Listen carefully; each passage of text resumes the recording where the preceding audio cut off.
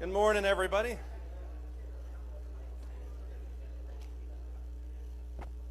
Good morning. There it goes. Well, I say one as a warning shot, and then once everybody gets quiet, then I say it again. We're going to be in Hebrews chapter 11, actually chapter 10 into chapter 11.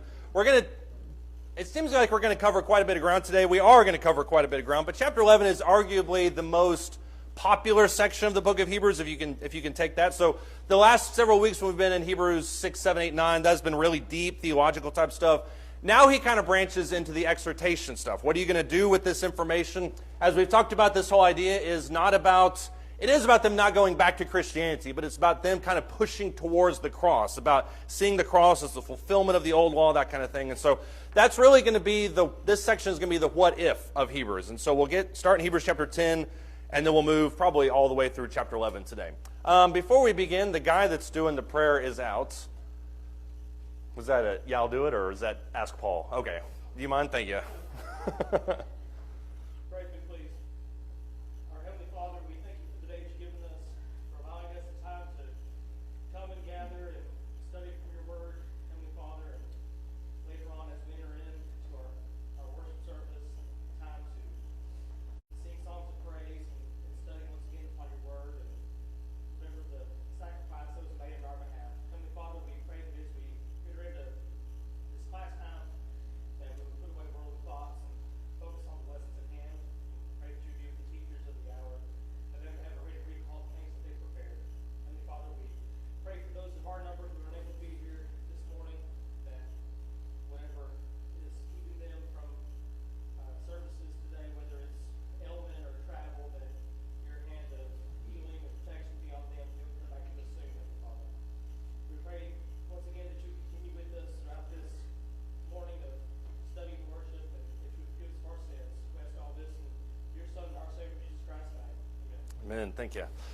All right, so as we mentioned, we're going to be in Hebrews chapter 10. We're going to start in verse 19. That's going to be where we'll take off this morning. But before we kind of jump into that, let's recap a little bit the entire book of Hebrews. We'll do this in about 20 seconds or less. What are some of the main arguments that the Hebrew writer makes? Not Paul, before anybody starts getting mad at me. What are some of the arguments that the Hebrew writer makes about the reasons to push towards the cross? Because that's really the subheading with all of these classes. Faith is required to act. That's been the titles. But what are some of the reasons that the Hebrew writer gives for pushing towards the cross instead of staying behind in Judaism? Yeah, Dad?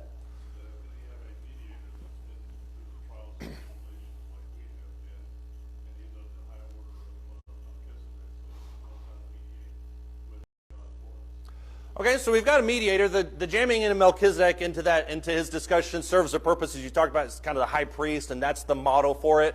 And, the first time, I'll be honest, the first several times I went through Hebrews, I thought Melchizedek was just kind of, not a side point, but he was just kind of a parallel or metaphor. This time we went through it, I actually saw Melchizedek as being a central figure. I think that really frames a lot of his arguments. And so Melchizedek certainly brings into that, but the mediator argument, I think, is big. Joe?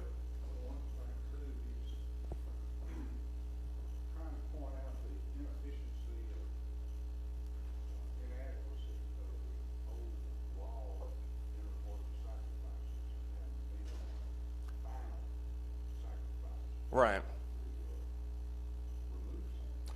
So you got to be careful. I could tell you were searching for the right word, because that word choice is what landed Paul and the apostles in the hot water. But how do you describe the old law? You're not in hot water with me, in case you're wondering. But yeah, inefficiency, inadequacy. What word would you choose to describe the old law? Incomplete, insufficient. Some people would use the word weak. I think that's the word that the Hebrew writer uses. All of those words are rather inflammatory, and the Jews are obviously not going to like that, but I think you're exactly right in what it talks about. Curtis? Yeah, it's limited. I mean, there's no argument that the old law served its purpose, but the Jews couldn't wrap their mind around the fact that the purpose of the old law was not for those things. And that's what he brings up. That's why Melchizedek comes into the picture. That's why Abraham is there, is to establish this idea of a faith that existed before the Mosaic covenant. That's not something they're really willing to wrestle with. And so I think that's a great point. Yeah, Paul?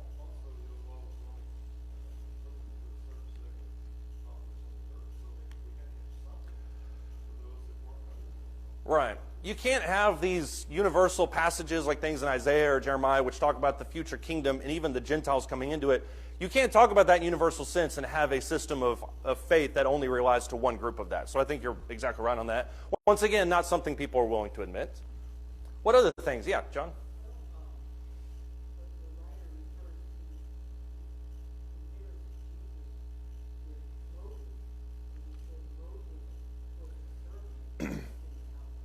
Right. Yeah. Yeah, Moses served his role, but his role was not to be the Messiah. His role wasn't really, his role was to be a leader, but even the law didn't really even come from him. It was delivered by angels, and Moses was the one that helped orchestrate it, but Aaron was a big part of that too. So as much as they revere Moses, he was never the be-all and end-all of faith. I think that's an excellent thing to bring up.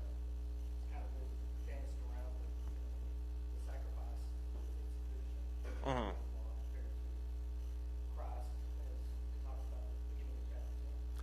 Yeah, it was danced around. I was actually going to mention it when Joe brought his up, but then we spiraled into some other topics. But you're exactly right. I mean, the old law the sacrifices on the old were not sufficient. They couldn't fully take away sin, so you had this kind of reminder of it.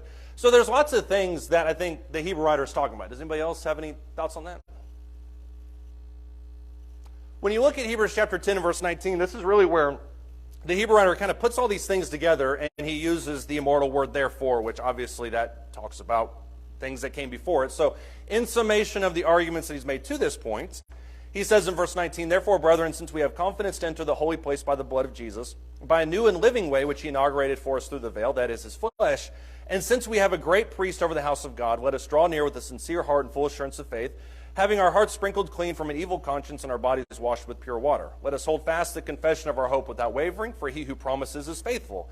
And let us consider how to stimulate one another to love and good deeds, not forsaking our own assembling together, as is the habit of some, but encouraging one another, and all the more as you see the day drawing near. This is going to sound like an intentionally vague question, but it's on purpose, so I'm not just losing my mind for a moment. What is he doing in verses 19 through 25 of Hebrews chapter 10? So I think seeing what he's doing here is really, really important to connect the two elements of Hebrews together. What he's talked about and what he's going to talk about.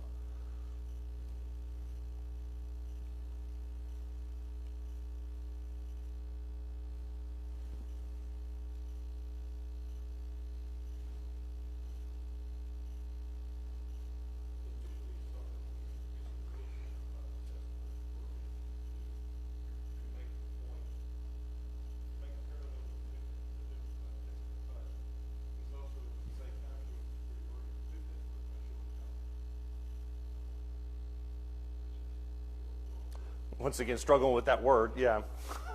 Yeah.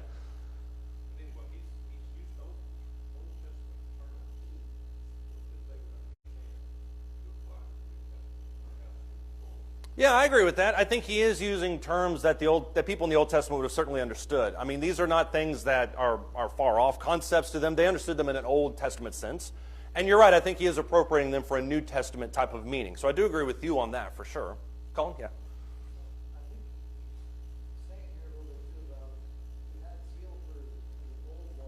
Right.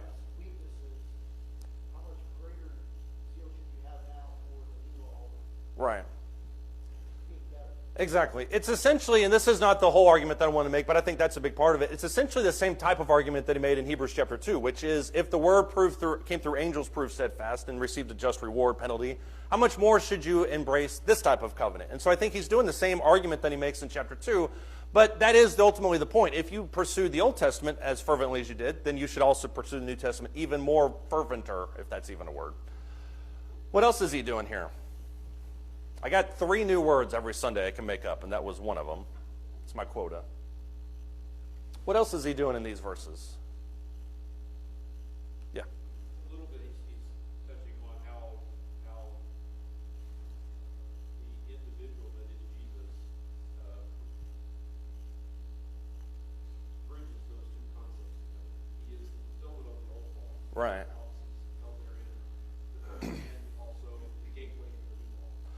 Yeah, he's fulfilling the Go ahead. Yeah, he's fulfilling the prophecies, and he's seeing pivoting Jesus as the gateway to the new law. That's a big point in Hebrews 2, because one of the things that we kind of look at sometimes, we make the mistake of saying, well, the Hebrew writer is just showing how Jesus is the fulfillment of the law. That is true and not true. He does pivot Jesus as the fulfillment, but his ultimate argument rests around the idea of the Messiah. Whoever the Messiah is has to fulfill these check marks, because you see this from the Old Testament. So then, as you talked about, Jesus naturally fits that mold. So that's the essential argument that he's making there. Yeah. It's also making the point that not going, there's no need to go through priest anymore. There's no intermediary. Verse 22, let us draw near. Right. And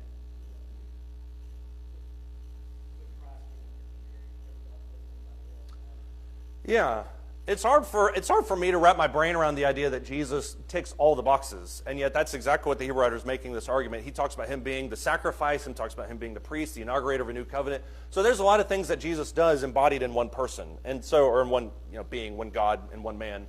But how do you push forward to that? And I think faith is what you need to do. You need to have that faith to move forward into that. So I do agree with you that he's kind of positioning Jesus as the embodiment of all that. When you look at what he's talking about here in these verses, to me, he's making this argument. Since you have all these things in store, it only makes sense to move forward in those things. For instance, when he says in chapter 10, verse 19, he says, this thing is blinking like crazy, so that's why I keep turning around. Since we have confidence to enter the holy place, and since we have a new living way, and since we have a great high priest over the house of God, what are all those things? He then says, I guess I'll just finish that incomplete sentence. Let us do these other things. What are those top three things mean for us? We have confidence to enter the holy place, we have a new and living way, and we have a great priest. And all three of those are things that he's established in the previous 8-9 chapters.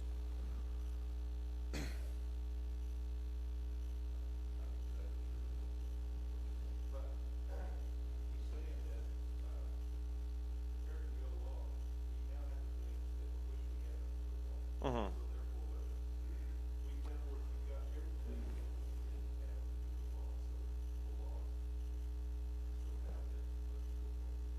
Yeah, I mean, since we have this confidence, since that gap has been taken away, since we have the priest, since we have the new and living way, those are all elements of worship. Since we have these things that are given to us that are better than what you had under the old covenant, then it only makes sense to move forward with that new covenant. That's the argument that he's making. And it sounds really technical, it sounds really eloquent, but it just makes common sense. If you have a better way by which you need to operate, then why would you not operate that way? Why do people not take that leap? Why do people, knowing all these things, still stay true to Judaism? Yeah. Fear of change, fear of the unknown, apathy. Yeah. Whatever you want to do. They're comfortable with it. I mean, this has been doing this 1,000 years. This is the way. Yeah. I just thought you were making a Star Wars reference there, but yeah. Yeah. But their comfort level with Judaism system that they were born into. Right. You can pick 400 different reasons. I actually wasn't thinking of apathy, but I think that one is one that you can apply too. But I think fear is probably the one that I'm thinking of. And what I was thinking of when you said that was the Jews have 2,000 plus years of history that resonate with them, that they can say, okay, David, Abraham, Moses, all these guys were a part of this. This thing that we're part of now is like 20 years old. I mean, it was literally established an hour ago. So why is it that I should push forward with that? Because this has more history. So I totally agree with you. James? Well, I think also part of it is, under the old law, you just had this, such checklist. Yeah. You do these things, you're good.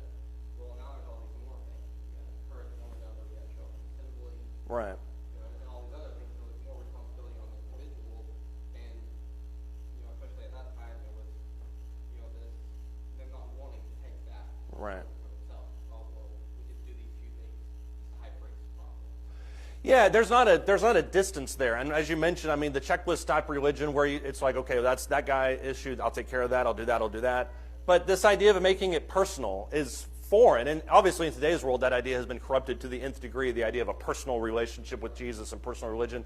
But that is, in a sense, what he's asking for. Because when you say, these are things that we have, and then he says, let us do these things, the idea is not, let us obey. I mean, he could have very well said, let us obey and follow God. That's not what he says.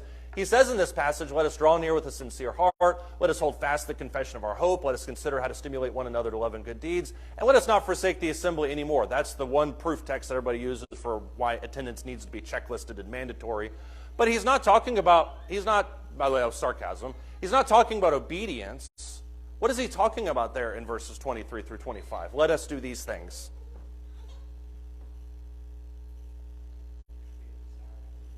There should be a desire that's not baked around the idea of obligation or that I need to do them. It's if you have this available, why would you not do it? It's like, and I'm not a car guy, but if you had a McLaren F1, that's even a car. Nobody, seriously, Jason, I know you know this, so don't say a word. But if you have that sitting in the garage, why would you not use it? I mean, even I would use it. I probably would keep it under 30. But I mean, if you have something like that, why would you not utilize it? And that's essentially what he's asking here in this argument. Curtis, did you have something?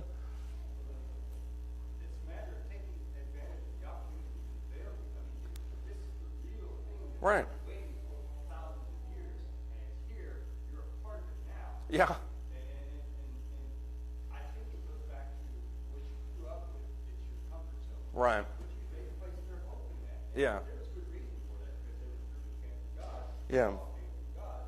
Yes. But now that that has served its purpose, let's move on, like I said. Yeah. And it's the same kind of thing that if you sit down and study with somebody who's lived their life in a denominational environment, Right. that all the things they've done, traditions and the way they worship and everything like that, that's holy for them. Right. When they learn the truth, the scriptures are opened up to them, sometimes it's like they see the logic of it. Right. But moving forward with it, it's just Well, and that's, I mean, I reference this passage at least once a month on average, but it's exactly what Paul talks about in 2 Corinthians chapter 4, verse 6 through 8, when he says that there's a veil that lies over the heart. We don't want to move towards God because it scares us. We like the environment that we're in. And as you mentioned, that's something that's very real with people in today's world. If you talk to somebody who, their father, their grandfather, their great-grandfather has been a Seventh-day Adventist, I mean, it is hard to uproot them out of that because that's what their grandfather taught them, and they love their grandfather. And I'm not saying that I don't like your grandfather. I'm just saying that there's truth and then there's not truth. And when you think about your eternal salvation, you have to always line up on the side of truth. On the flip side, this same thing can be contingent with us as well. When we rely on our faith on what our parents and what our grandparents or what our friends or our church does, when we rely our faith on what people around us say, that's the same type of shallowness that he's arguing against here. We'll get Karen and then Levi. Go ahead, Karen.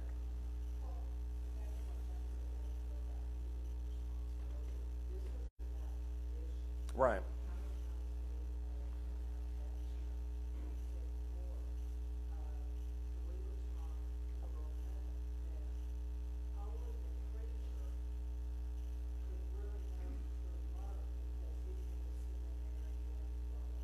We're all in a lot of trouble here, I'm just saying. Yeah. Yeah.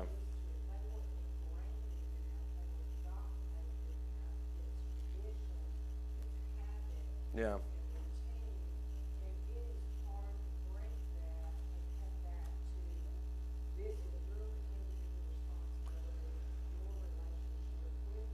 Yeah. And it's hard for us to wrap our minds around the idea that we will all stand alone before God. But I think that exact concept is what he's about to touch on here in verses 26 to 31, which is the idea of individual responsibility towards these things. Because despite what your parents or the world or other Jews think, you have a responsibility to take care of your soul. All of us do. And sometimes we're unwilling to do that because of reasons that, and I'm not trying to be insensitive here, but quite frankly just don't matter in the scheme of things. So, and we can beat that horse to infinity, but I think that's part of the argument. Levi?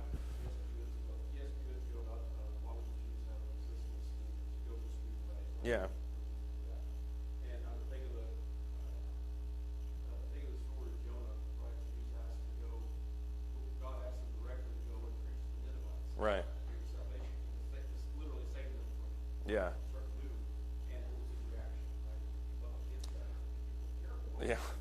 Well, fast forward to this conversation, and I could see the Jews, or the records that we have of them, all about exclusivity. Right. And we are the chosen people, that kind of lifestyle. Right. I mean, associate themselves with Samaritans or Yeah. Jew-like. You know? And so, Yeah. That's a great, I'm going to use that at some point. That's a great way to put that, yeah. So you got one more out there. For this.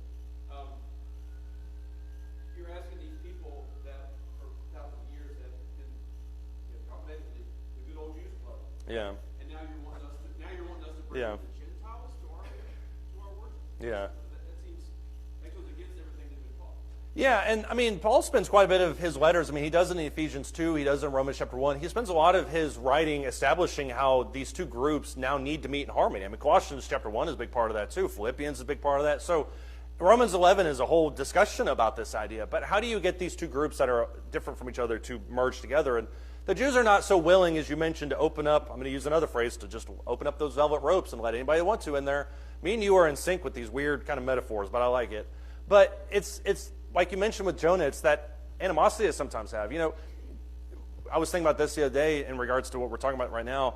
If you asked, if you asked a firefighter on 9/11 from New York City to go a couple weeks after and teach in Iraq to a bunch of Muslims, I mean, there would be the duty that maybe they would have if God, supposedly did that. There would be the duty to go do that, but there's a lot of animosity. There's a lot of anger there. And so I think some of that is what we're talking about here. And I love how he just kind of shoehorns these different things in here. When you look at these things that he mentions here in verses 24 through 25, he talks about drawing near with a sincere heart. That describes that purity. Hold fast the confession of our hope. It's talking about really grabbing onto that, not just relying on these kind of manufactured ideas, considering how to stimulate one another up to love and good deeds, and not forsaking the assembly. I mean, I'm in it for myself, but I'm also in it for everybody else as well. And that's the communal nature of our worship that's the real problem with skipping and skipping and skipping is it not only tells me that you don't care about my soul, but it also in a way is me saying I don't care really about anybody else's soul besides my own. And so that's really the attitude that he's getting for with that. Does anybody else have any thoughts or comments? He's going to turn the dial up on the intensity here in just a minute. But all right, look at what he says here starting in verse 26. He says, "For if we go on sinning willfully after receiving the knowledge of the truth, there no longer remains a sacrifice for sins." In other words, if you're waiting for Messiah 2.0, that's not going to happen. "But a terrifying expectation of judgment and the fury of a fire which will consume the adversaries. Anyone who has set aside the law of Moses dies without mercy on the testimony of 2 or 3 witnesses." You know that. "How much severer punishment do you think he will deserve who has trampled underfoot the Son of God, has regarded as unclean the blood of the covenant by which he was sanctified, and has insulted the Spirit of grace? For we know him who said, 'Vengeance is mine, I will repay,' and again, 'The Lord will judge his people.' It is a terrifying thing to fall into the hands of the living God." There's no question what he's doing in these verses. What is he talking about? It's really, really simple. Yeah, Curtis?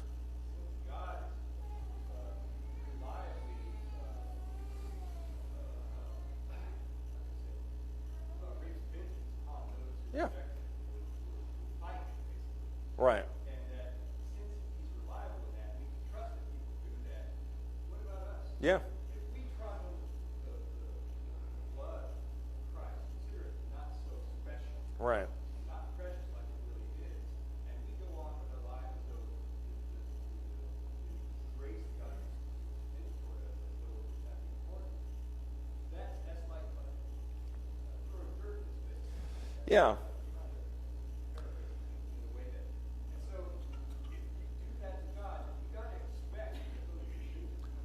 There is, right. And and you're exactly right. I mean, the ultimate point that he's making here is that you've seen the punishment of God. You know what that's all about. And so based on that knowledge, you also can accurately predict what he's going to do to people who willingly reject him in today's world. Kind of the seeking point of this, and this is something I think we need to remember throughout the entire book of Hebrews, is he's not dealing with unbelieving people in the book of Hebrews. Who's he dealing with in Hebrews? He's dealing with Jewish Christians. And so why is it that the Hebrew writer is making such a fervent argument about holding fast and drawing near and these types of stuff to people who probably sit in pews just like we do?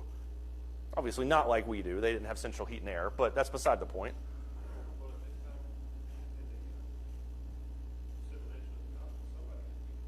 Right.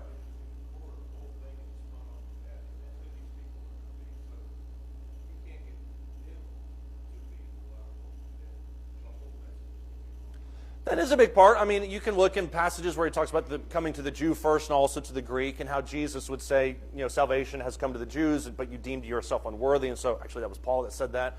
The Jews should have been up on this. They should have been the first people that said, I totally get what you're talking about. And so there is, you can argue, a greater responsibility there. And so I think that drives into it too. Why else is he putting this emphasis on believing Christians, or Jewish Christians, sorry?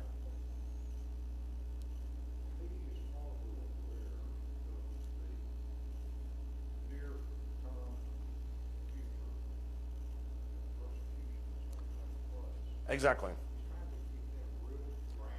Right. There are lots of reasons, in general, there are lots of reasons why somebody would make arguments like this.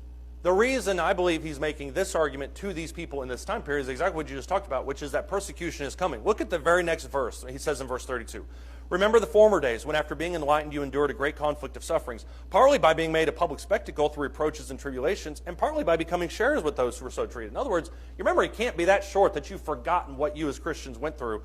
"For you showed," verse 34, "sympathy to the prisoners. You accepted joyfully the seizure of your property, knowing that you have for yourselves a better possession and a lasting one." If you highlight and underline that section and pinpoint it to what he talks about in Hebrews chapter 11 about a better country that they're looking for.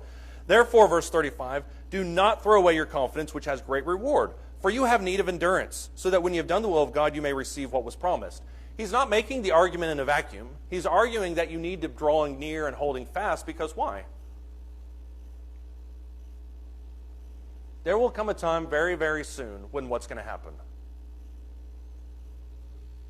When persecution is going to happen. What's going to happen to an apathetic Christian? A person who isn't holding fast, who's not considering, who's forsaking.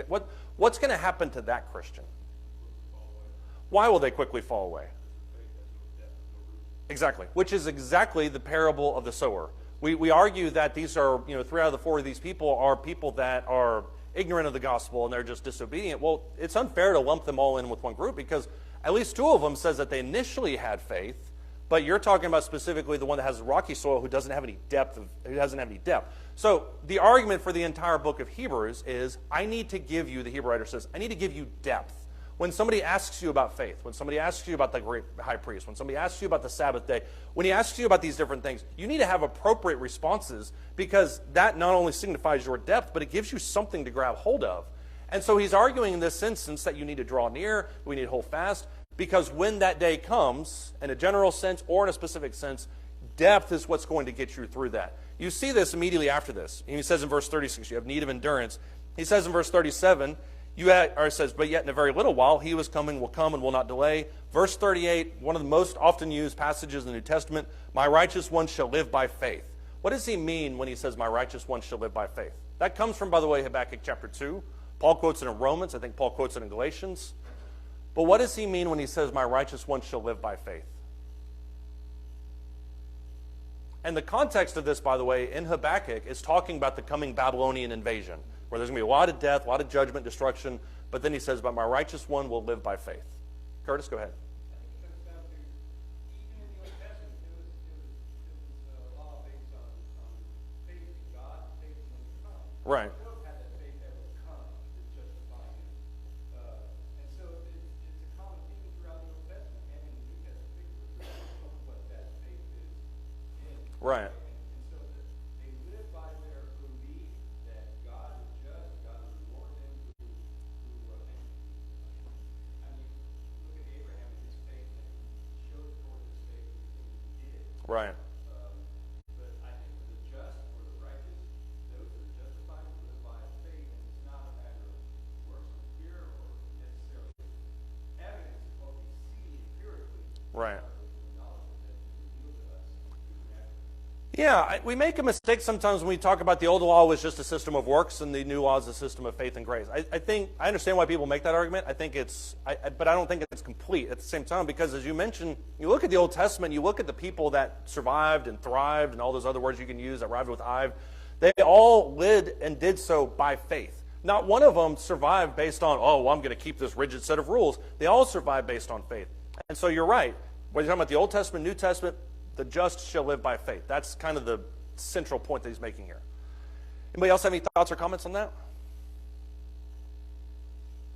If you look at how he finishes this, he mentions in verse 38, "If he shrinks back, my soul has no pleasure in them." So in other words, push forward in faith. The ones who operate by faith, that's the one that's going to really survive. But we are not, verse 39, of those who shrink back to destruction, but those who have faith, the preserving of the soul. Faith is personified or is talked about in this description as being the thing that carries us forward through persecution, which makes total sense, because what is he talking about in Hebrews chapter 11? And this is why Hebrews 11 is 40 verses long, is because he's just hammering this point over and over and over again, with a couple interludes. Exactly. These are the people who were carried through trials and things by their faith. And that's one of the things that we talk about often in regards to how the Bible uses narrative. The Bible doesn't just give a brief history of something just because they needed to have a reminder about stuff. They're always positioning certain lessons. Hebrews chapter 11, all these different people that we'll talk about here in just a second, all of these people are brought up because of their evidence of faith carrying them through things. So whether you're talking about Abraham, Moses, Abel, whether you're talking about Elijah, whatever the situation is, they demonstrated faith through their perseverance. That's this whole central argument here. What is faith? Talking about broad questions a minute ago. That's a super broad question. What is faith, though? You're not supposed to just give away the ending. I planned for at least 10 minutes of discussion. He is right, though, but that doesn't really answer it, because faith is the assurance of things hoped for and the conviction of things not seen. What does that mean, though? Thank you. I wish... See, this is what should have come first. Yeah.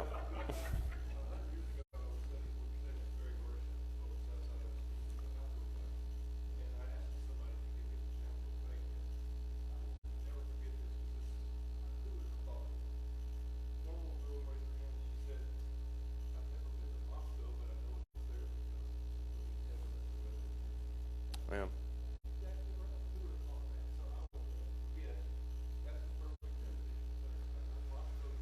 Yeah. And you really know Moscow now, so I mean, there's no question there. But yeah, I mean, it is the belief that something exists even though you can't see it, which I think is a very classical definition, and I don't disagree with that at all. But I think that's a really good way to put that. What is faith, though? Because when he says the righteous one shall live by faith, that's the vehicle by which we carry through persecution. What is faith then?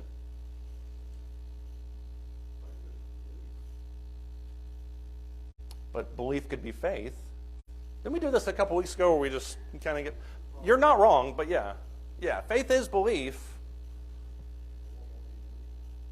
Looking for something from this section now, yeah. I'm looking for depth. That's what I'm looking for. Go ahead.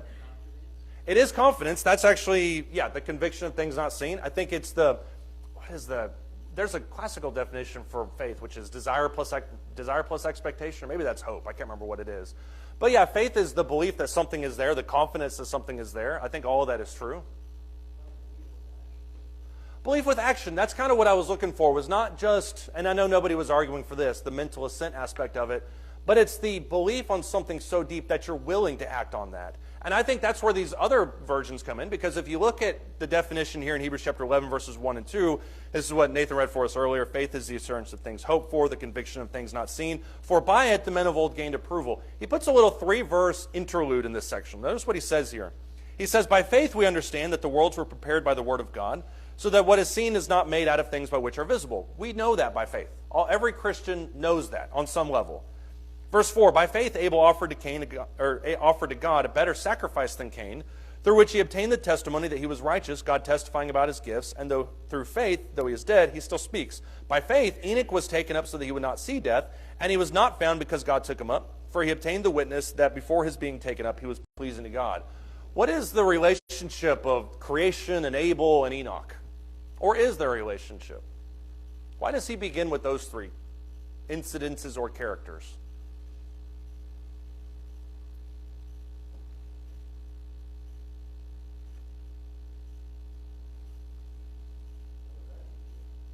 They're at the beginning, so you can argue that he's just going chronologically through there, and I don't disagree with that. That's actually probably the right answer, but we're going to keep going.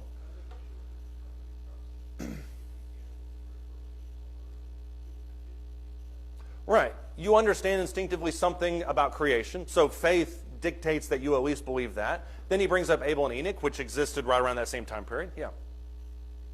Taking the threefold point there, you've got God existing at the beginning before anything that we can personally experience existence. Right. So he's on a different plane, Right. He exists before the stuff that we know. Right. He's there. And then you have Abel offering sacrifice to God and being expressive of that, what he did was righteous. Right. In the right place, in the right relationship with God. Right. And then take it further, Enoch was taken away and did not see death. He was taken with being on that plane with God. Right. Exactly. I don't think that I'm not trying to split hairs here. But I think that there's a reason why he brings up these three different characters. Number one, when you look at Genesis 1 and verse 1, God asks you, rather demands that you have faith within the first verse. In the beginning, God created the heavens and the earth. If you don't believe that, you don't need to get to verse 2. You don't need to go any further than that, because God demands that we have faith that that verse is true. Then when you look at Abel, you can make the argument that he's talking about worship and obedience towards God. That's a very understandable definition. But nobody really knows what Enoch did. I mean, no, what does it say about Enoch? Exactly. And why is that relevant to this audience? He's made an argument like this before. I'm not just coming up with this out of my tiny little brain. But why is that relevant to this audience? Remember in Hebrews chapter 5 when he says God is not so something that he would forgive or forget about your duties of sacrifice and your obedience and those types of stuff. He remembers and he knows everything you did. When he positions Enoch, he says, look, nobody really knows what Enoch did, but he walked with God and he was not, for God took him. So even though we don't know what he did, we know that he walked by faith. That may be the situation some of these people are in. Nobody really knows what these guys are doing, but if they're walking by faith, if they're laboring in obscurity, you need to have confidence that God is going to see that and understand that as well. So I think there's something to that lineup rather than just kind of an entry point. But then he kind of establishes a secondary definition in verses 6 down through in verse 6. He says, without faith it is impossible to please him. For he who comes to God must believe that he is, and he is a rewarder of those who seek him. Now he defines faith separately and yet also the same as he just did. What does he say in verse 6 that faith is?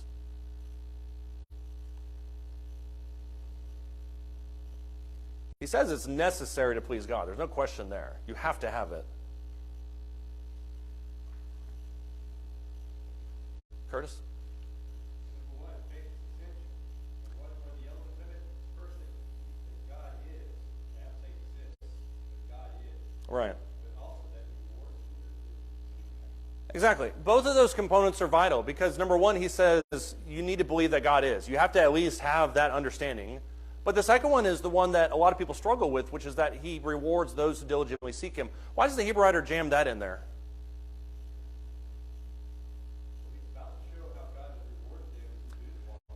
He's about to, and you're exactly right, he's about to show all the ways that God rewarded faith.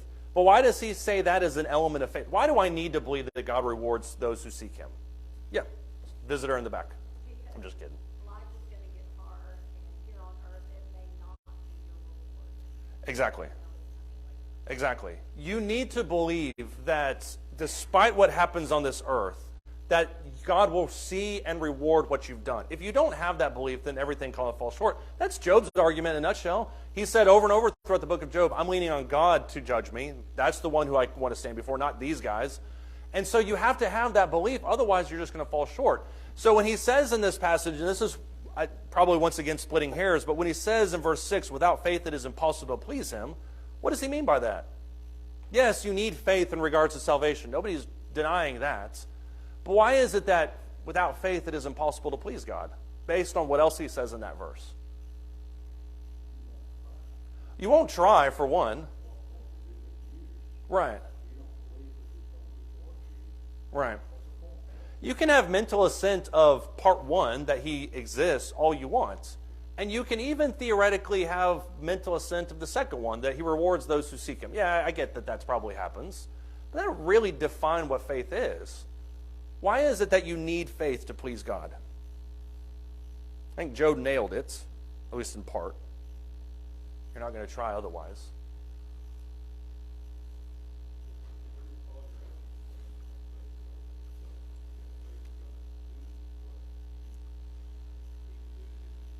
That's true too, and it kind of piggyback off of that statement. If we believe that what he says is true, and we believe that we have to obey him, if we don't have faith, then there's a really good chance that somewhere along that line we're just going to give up.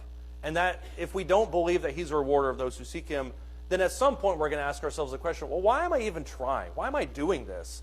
And that's what he doesn't want them to do. He wants them to push forward and persevere. And that's really the point of bringing up all these characters. Does anybody else have any thoughts on that? Thanks. Right.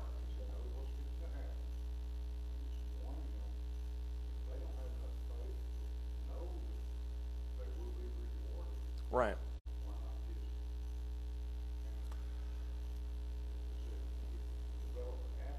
Right.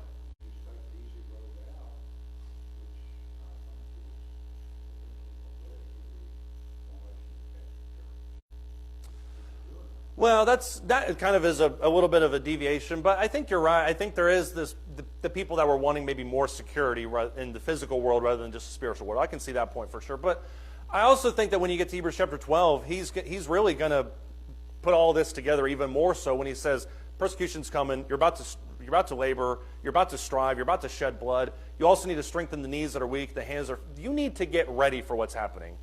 But whether we realize it or not, when we're facing temptation, there's a series of switches that go off in our brain. And ultimately what we're doing when we're evaluating temptations right in front of us is, which path is more beneficial to me? Do I want to do this because this looks really good? Or do I have faith that what I know is better will come? And when you're in temptation, that's the worst time for those switches to go off. Because we need to be sure before that time comes of which way we're going before it even gets there. I think that's a lot of what he's addressing here. Does anybody else have any thoughts or comments? We got 5 minutes, so we're going to go all the way through Hebrews chapter 11. We will not read that, obviously. But when you look at these characters, there's a people that all illustrate this to a certain extent. We talk about Abel, Enoch, Noah, arguably one of the biggest ones. Whether you believe that he spent 100 years building the ark or not, Peter says that he was a preacher of righteousness for 100 years. That's a long time to be all alone by your belief. Abraham, Sarah, Abraham again brings up as the father of faith, Isaac, Jacob, Joseph, Moses' parents, Moses, Israelites, Rahab. All these people are pillars of faith. And you can look at them at various points and say, okay, this demonstrates that, this demonstrates that. And all of these are people that they would have revered. And if they revere these people, then they should also mimic their faith. Look at verse 13, though. Because, like I said, he has these little interludes that I think are really interesting. Verse 13, he says, all of these died in faith without receiving the promises. That's a shocker for us, because we like to receive the promises now. We use installment plans for appliances because we want them now, we want to pay for it later. That is inverted here. All these died in faith without receiving the promises. They're paying now for something they'll get later. Having seen them and having welcomed them from a distance, having confessed that they were strangers and exiles on the earth. All three things that we should say when we're Christians, essentially. He says, for those who say such things, make it clear that they're seeking a country of their own. And indeed, if they had been thinking of that country from which they went out, they would have had opportunity to return. But as it is, they desire a better country, that is a heavenly one. Therefore, God is not ashamed to be called their God, for he has prepared a city for them.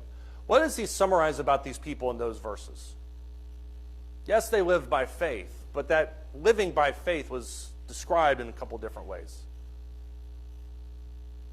Curtis?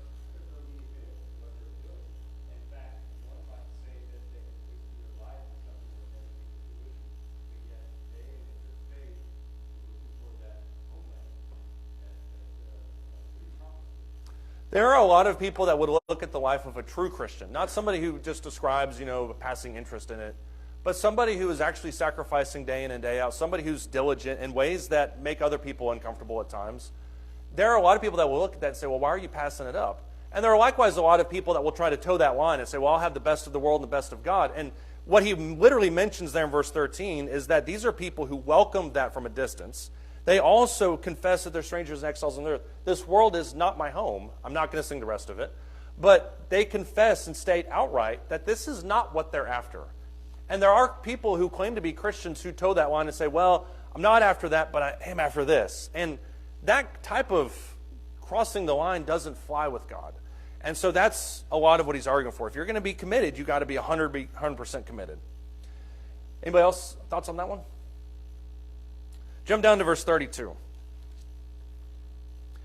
He says, what more shall I say? For time will fail me if I tell of Gideon, Barak, Samson, Jephthah, David, Samuel the prophets, who by faith conquered kingdoms, performed acts of righteousness, obtained promises, shut the mouths of lions, quenched the power of fire, escaped the edge of the sword, from weakness were made strong, became mighty in war, put foreign armies to flight. Women received back their dead by resurrection. Others were tortured, not accepting a release, that they might obtain a better resurrection.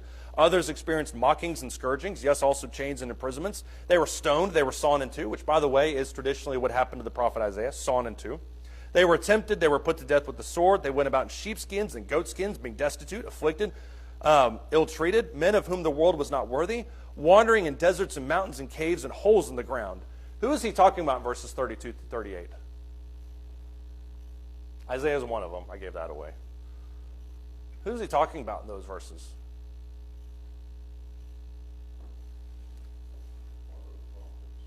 A lot of them are prophets. Daniel snuck in there. If you notice the shut the mouths of lions, you can make a case that that's obviously who he's talking about.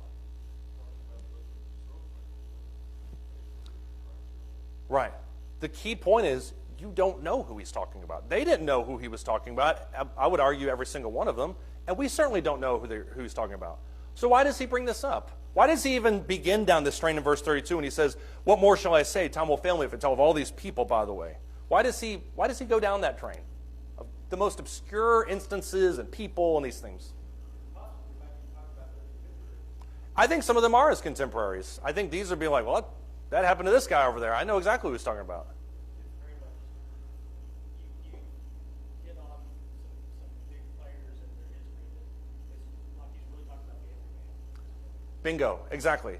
And I think one of the best places that you ever see this in Scripture is in 1 Kings chapter 18 when Elijah is downtrodden. Elijah is on the run from Ahab and Jezebel, mostly Jezebel. But Elijah literally utters the phrase, take my life for I'm of no value to anybody. What does God say to him in that moment? Still 7,000. Does Elijah know who those people are? No. But the simple fact that they exist and the bread that they gave him, or God gave him, what does that do to Elijah? Knowing that he's not absolutely alone in this world, what does that do to him? It restores his faith and his confidence, the idea that I'm not alone. I actually have allies that I can push forward. And so when he talks about in these passages about all these obscure people and Samson and Jephthah, and you can debate about Barak, Samson, and Jephthah and their holiness all you want, but when you look at all these people, the point is that you don't know who these guys are. And you don't know who's suffering then, you don't know who's suffering now, but you do know that they're suffering just like you are. And so when he mentions there in verse 39 about kind of these people that are in the past, he says, verse 9, all of these, having gained approval through their faith, did not receive what was promised in this world, because God had provided something better for us so that apart from us, they would not be made perfect. If they persevered and they received something, then you can too. And that's the whole point of this whole chapter. Does anybody have any thoughts or comments on that?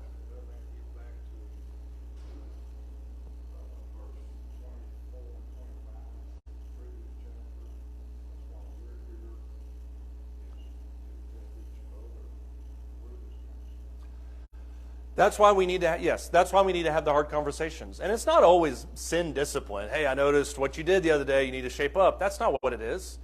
I mean, there are Elijahs on every pew, I would argue. People that are downtrodden that don't really feel like they're standing with anybody, even when they're in the midst of 100 people like they are today. I think there is the feeling sometimes of I'm all alone in this pursuit.